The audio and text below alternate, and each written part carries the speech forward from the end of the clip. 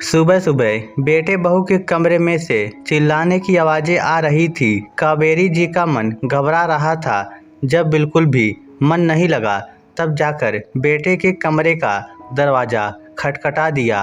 कुछ पल की शांति के बाद वापस से वही चीखने चिल्लाने की आवाज़ें आने लगी, पर दरवाज़ा अभी तक नहीं खुला था। घर का माहौल अजीब सा हो चुका था। माँ आवाज़ सुनते ही पीछे पलटकर देखा तो 16 वर्षीय बेटी विधि भी घबराई हुई थी और उसकी आंखों से आंसू बह रहे थे।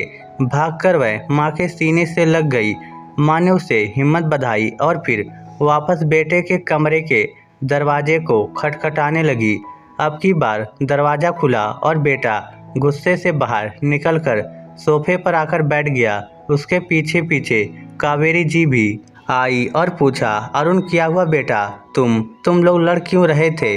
सब ठीक तो है ना? पर अरुण ने कुछ नहीं कहा, बस दोनों हाथों से अपना सिर पकड़कर बैठा रहा।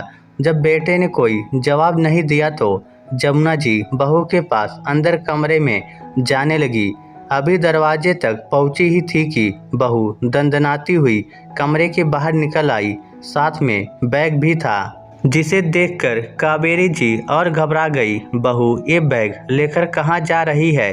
बस बहुत हो गया, अब मुझसे बर्दाश्त नहीं होता, नहीं रहना मुझे यहाँ, मैं अपने मायके जा रही हूँ। बहू नेहा ने चिल्लाते हुए कहा। लेकिन हुआ क्या? बता तो सही। जब तक बताओगे नहीं समस्या का हल क्या निकलेगा? और इस तरह अपना घर छोड़कर मत जा बहू, तू हमारे घर की इज्जत है। जमुना जी उसे समझाते हुए बोली, लेकिन उसे नहीं समझना था और वह नहीं समझी। कावेरी जी को एक तरफ हटाती हुई बहू नेहा गुस्से में घर से निकल गई। कावेरी जी भी उसके पीछे पीछे उसे रोकते हुए गई। देखा तो दरवाजे के बाहर आस पड़ोस आने जाने वाले लोगों की भीड़ इकट्ठी हो चुकी थी। उन्हें देखकर कावेरी जी की आंखों में आंसू आ गए। सीना धक से रह गया। हे भगवान, मेरे घर का तमाशा हो रहा है, मन ही मन सोचती हुई वह दौड़ती हुई अरुण के पास आई। बेटा रोकना उसे, आज तो लोग इकट्ठे हो गए हमारे घर के बाहर, हमारी घर की इज्जत का तमाशा बन रहा है। भगवान के लिए उसे रोक, चुप क्यों बैठा है? माँ वह जाती है, जाने दो, क्या करोगी ऐसी बहू का? अरुण उनका हाथ पकड़ते हुए बोला, बेटा ऐसा नहीं बोलते, वो पत्नी है तेरी, तो समझा उसे, वह रुक जाएगी। पत्नी है तो क्या करूं? कैसी जिद लेकर बैठी है वह? या तो अपने परिवार को छोड़ दो या उसे छोड़ दो। वह आप लोगों के साथ रहना ही नहीं चाहती, बताओ क्या करूं मैं? कहकर अरुण उन्हें वहीं छोड़कर अपने कमरे में जाकर बैठ गया।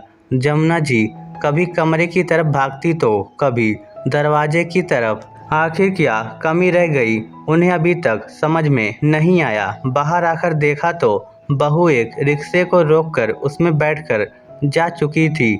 कावेरी जी सिर पकड़कर वही मेन गेट पर बैठ गई। अभी 2 महीने पहले ही तो शादी की थी बेटे की, कितनी खुश थी जमुना जी।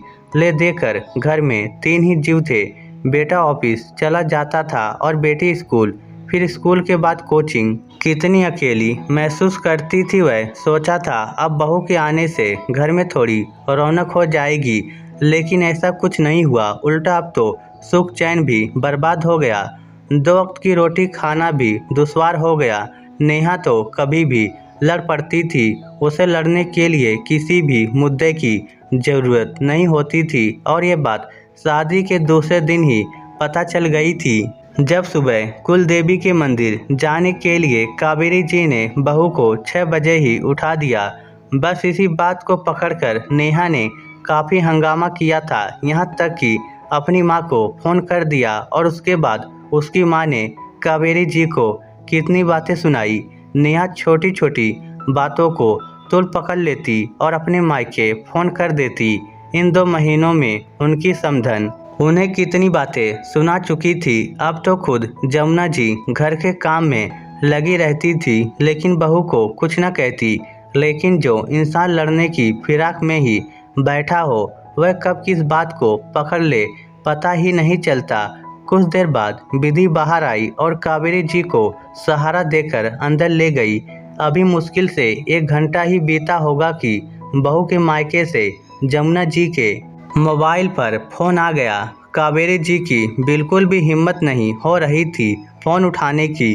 उन्हें तो हर बात में कमी कावेरी जी और उनके परिवार की नज़र आती थी।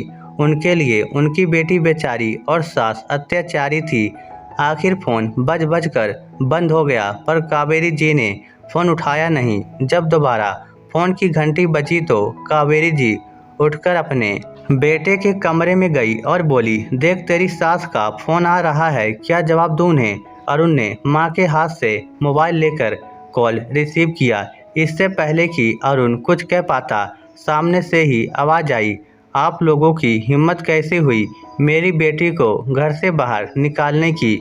मैं तो बड़ा शरीफ समझती थी आप लोगों को, लेकिन आप लोगों ने तो काम ही सारे उल्टे कर दिए। बेटी दी थी हमने, बेची नहीं थी जो पूरा परिवार मिलकर उस पर जुल्म करता है।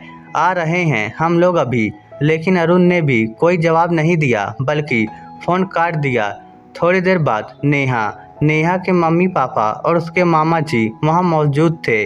नेहा की माँ अच्छा खासा हंगामा कर रही थी, जबकि कावेरी जी और अरुण चुपचाप बैठे हुए थे।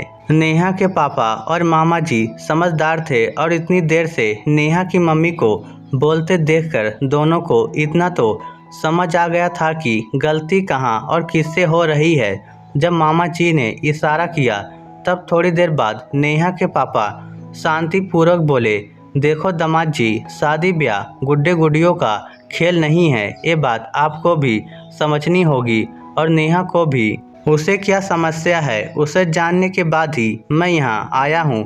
अब वह भी आपकी जिम्मेदारी है और अब वह आपके परिवार के साथ रहना नहीं चाहती, इसलिए कुछ तो करना पड़ेगा। नेहा के पापा को शांतिपूर्वक बात करते देखकर अरुण ने कहा, पापा जी, मैं इस बात का क्या समाधान निकालूं? मेरा कोई दूसरा भाई नहीं है, पापा भी नहीं है, ऐसे कैसे मम्मी और बहन को अकेला छोड़ दूं? अरे वाह, तो क्या मेरी बेटी रोती ही रहेगी इस घर में? निर्णय तो आज निकालना ही होगा। बस कह दिया हमने। नेहा की मम्मी बीच में ही बोल पड़ी, अगर ऐसा था तो शादी से पहले ही आप लोग ये शर्त रख देते कि हमारी बेटी ससुराल में नहीं रहना चाहती तो मैं अपने आप अपने कदम पीछे कर लेता। लेकिन अब शादी के बाद क्यों ये तमाशा हो रहा है? देखो दामाद जी, फिर तो आप एक काम कीजिए, आप अपने और नेहा के लिए कहीं किराए का एक कमरा देख लीजिए। क्यों? इसे समस्या सिर्फ अपनी सास और ननद से है, आपसे नहीं। वह बस अपने ससुराल में नहीं रहना चाहती। और रही बात समधन जी की और विधि की, तो वह दोनों भी आपकी जिम्मेदारी है।